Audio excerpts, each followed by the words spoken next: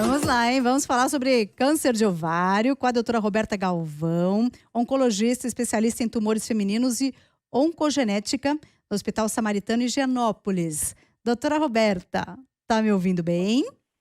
Eu estou. Boa noite, Ai, Célia, boa novamente. noite. Está me ouvindo melhor? Ai, agora eu acho que vai, hein? Vamos torcer, vamos Sim, torcer. Então já vou começar com a pergunta aqui sobre as causas principais do câncer de ovário.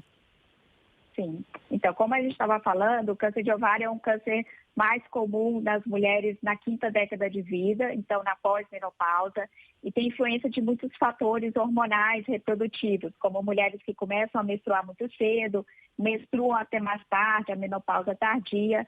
Mas um dos principais fatores de risco para o câncer de ovário é ter uma história familiar de câncer. Então, mulheres que têm um parente como a mãe, a tia, a avó que teve câncer de ovário, vão ter maior chance de ter o câncer durante a vida.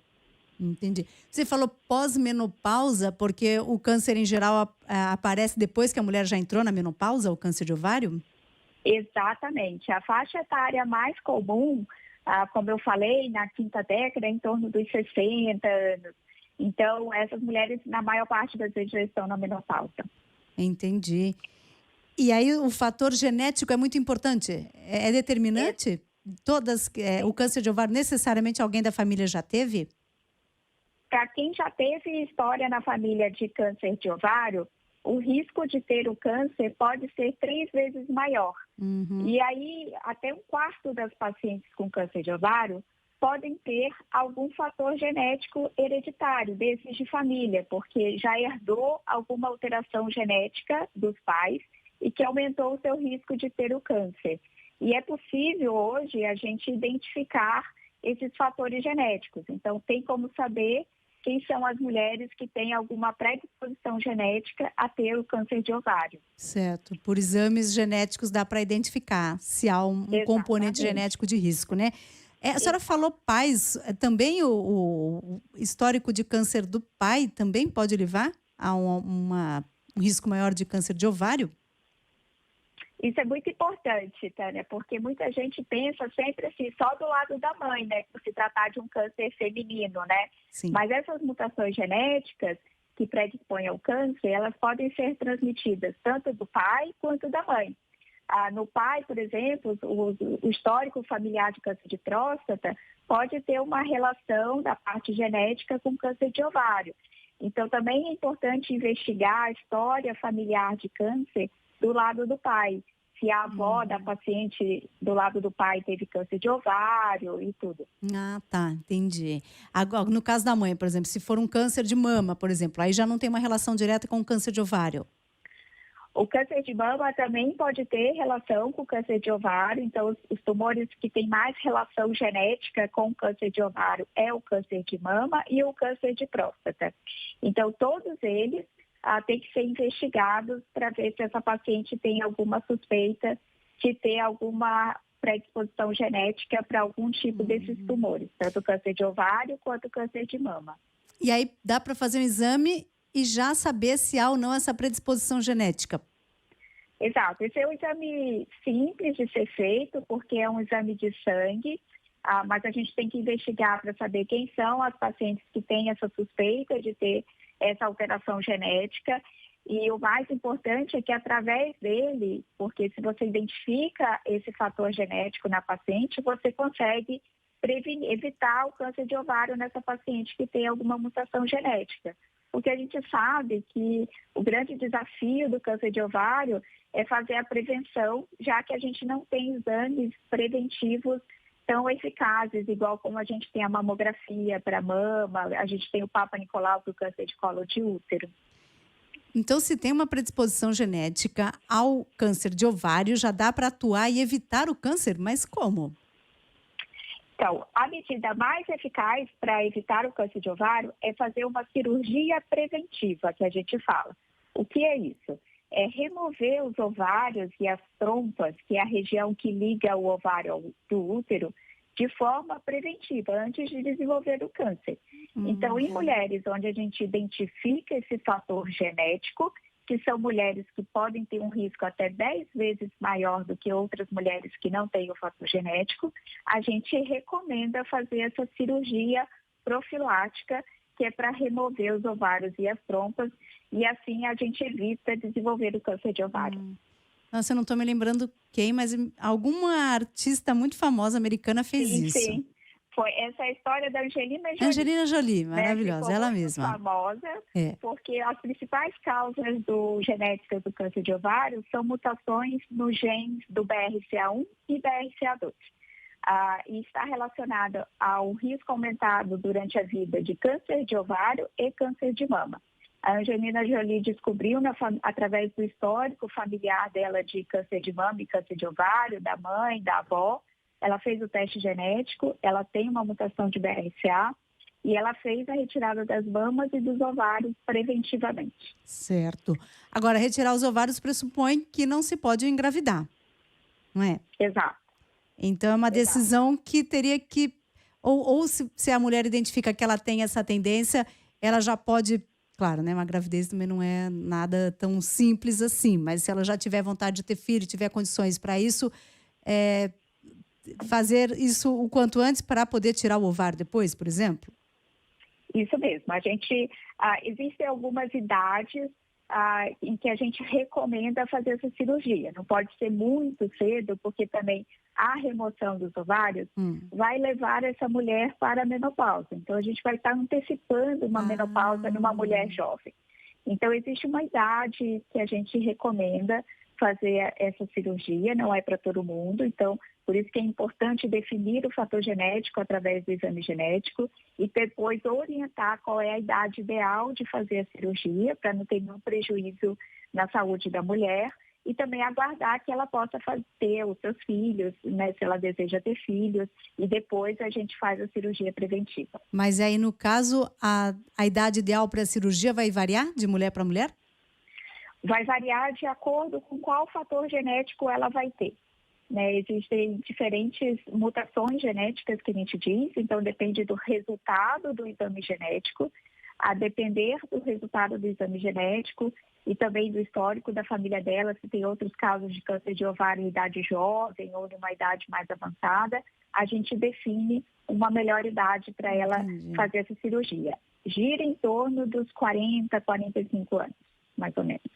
E aí a Isaura fala sobre reposição hormonal. Aí, uma vez que tira os ovários, automaticamente a mulher não produz mais os hormônios, é isso? Exato.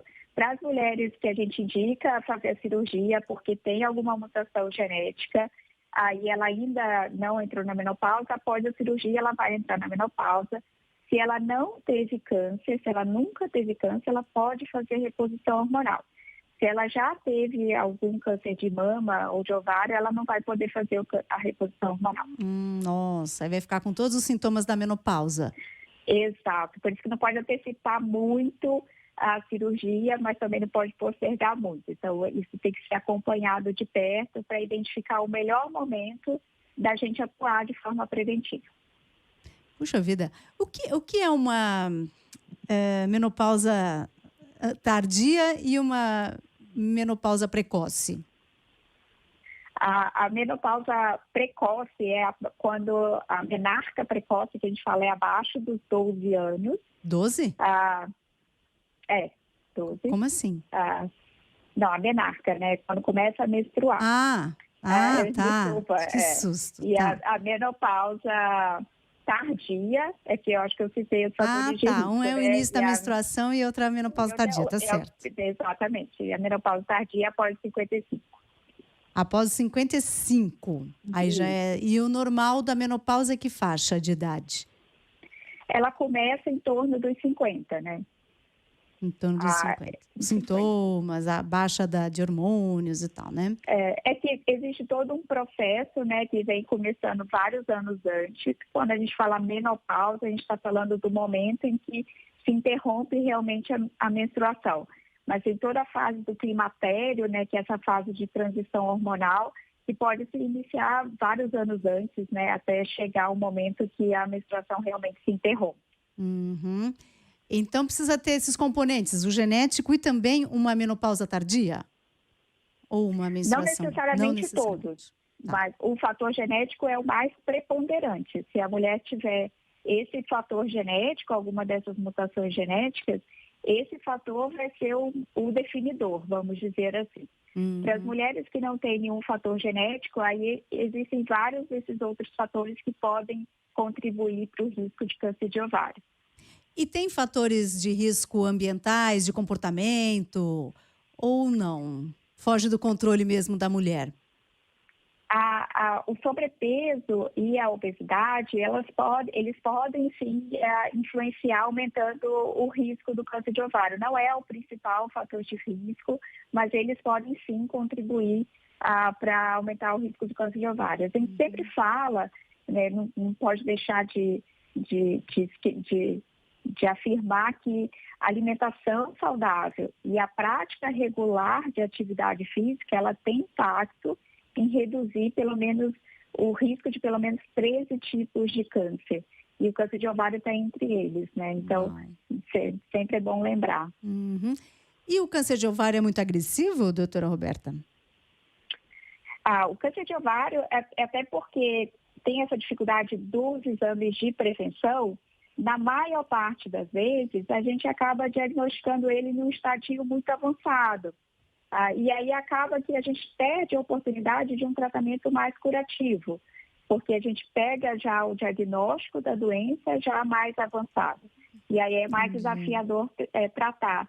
E aí a gente se depara com números, né, do Ministério da Saúde, que no ano de 2020, 4 mil mulheres faleceram de câncer de ovário por causa disso, pelo diagnóstico de uma fase muito tardia. Mas, mais uma vez, a gente tem visto o tratamento do câncer de ovário evoluir muito por conta desses exames genéticos. Hoje, a gente tem tratamentos mais específicos, mais personalizados e funcionam para essas mulheres que têm mutações genéticas. Por isso que é fundamental que todas as mulheres com câncer de ovário façam uma investigação genética. Sim, pois é. Uau, hein? Bom, falando aqui de câncer de ovário com a doutora Roberta Galvão. Não tem sintoma, é isso? Por isso que demora muito para quando se descobre já está avançado? Os sintomas do câncer de ovário, eles começam a aparecer também à medida que a doença vai progredindo. Quando a doença está muito no começo, ela é muito silenciosa. Então, também é mais um dos motivos que a gente diagnostica o tumor já em estágios mais avançados. Então, os sintomas mais comuns relacionados ao câncer de ovário é o aumento de volume abdominal, é a mulher sentir uma sensação de empachamento, que a gente fala que assim, o pouco que ela come, ela já se sente cheia, às vezes uma dor pélvica, uma dor aqui no pé da barriga. Então, como você pode ver, são sintomas muito inespecíficos, né? E que muitas vezes se confunde com qualquer outro sintoma mais comum que a gente pode fazer. E as mulheres demoram até procurar ajuda médica. Nossa, mas nesses exames de rotina das mulheres não tem nenhum que identifique o câncer de ovário? Não, os exames que a gente está habituado a fazer nossa rotina ginecológica, né? Fazer o Papa Nicolau, ultrassom transvaginal, eles não servem para diagnosticar o câncer de ovário precoce, que a gente fala.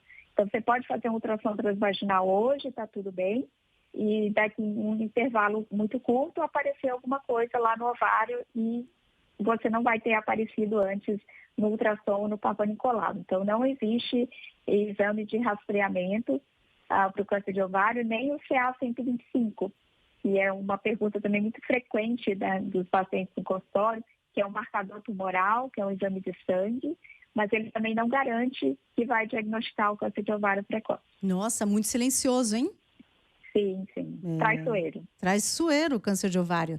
Bom, para fechar aqui, o nosso ouvinte Carlos Poranga pergunta se endometriose tem alguma relação com o câncer de ovário. A endometriose também pode aumentar o risco de câncer de ovário. Existem alguns tipos de câncer de ovário que podem surgir a partir da endometriose. Então, as mulheres que têm endometriose precisam fazer o acompanhamento ginecológico e fazer o tratamento, o controle da doença para que não aconteça uma transformação que a gente fala no câncer de ovário. Muito bom. Então vamos ficar de olho. Se alguém já tem na família, né, câncer de ovário, de mama ou de próstata, mas aí é de pai e mãe ou avô, avó também, segundo mais distante também ainda pode aumentar o risco? Os pais, principalmente, mas incluir também os tios e os avós. Os tios e Então, os são avós. 3 gerações que a É. gente fala. Então, para essas mulheres, aí a atenção é maior ainda, o risco é Maior. maior para o câncer de ovário. Muito bem, doutora Roberta Galvão, muito obrigada, viu, pela entrevista. Obrigada mais uma vez pela oportunidade. Valeu, obrigada. Doutora Roberta Galvão, ela é oncologista, especialista em tumores femininos e oncogenética do Hospital Samaritano Higienópolis, conversando conosco sobre o câncer de ovário, traiçoeiro, silencioso, câncer de ovário, difícil de identificar, seja pelos exames ou pelos sintomas, e tem um forte componente genético hereditário.